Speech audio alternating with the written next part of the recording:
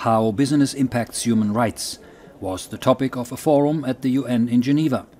The three-day annual event brought together business leaders, government representatives, NGOs and civil societies.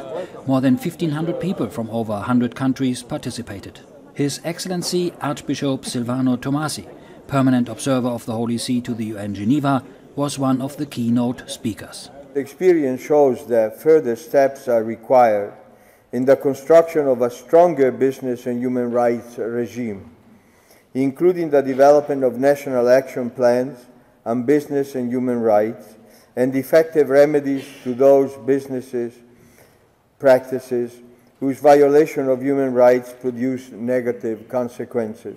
Profit cannot be the only rational goal of business activity, as Pope Francis and other religious leaders tell us. When human rights are neglected, a systemic exclusion of the vulnerable comes about. The Pope points out that a new development occurs. It is no longer simply about exploitation and oppression, but something new. Exclusion ultimately has to do with what it means to be a part of the society in which we live.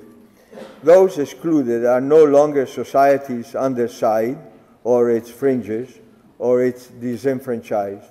They are no longer even part of it.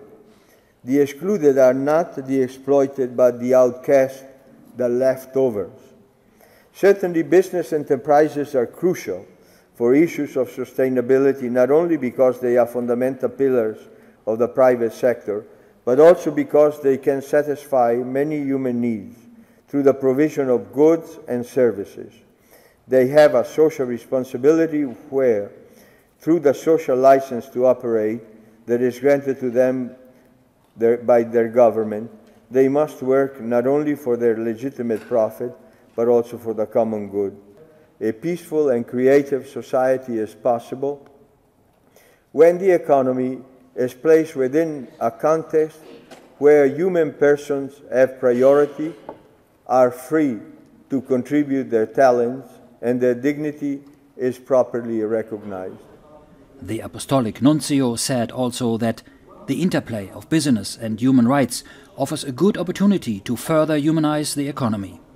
And to convey some observations and Pope Francis's perspective on the relationship between business and human rights, an aspect of the Catholic Church, is what the Holy See offers as their contribution to the debate. We spoke with Francesca Restifo, International Advocacy Director of Franciscans International.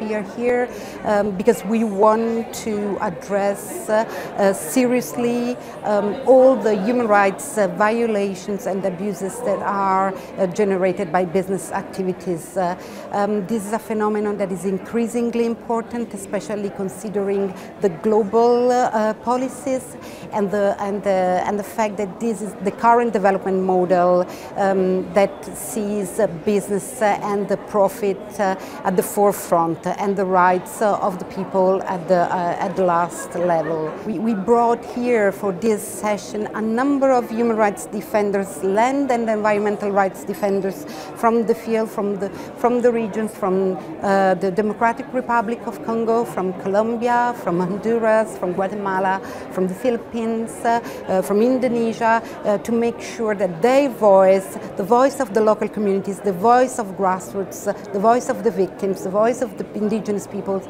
can be heard here in this forum and can be shared not only with governments, not only with UN experts, but also with the business sector.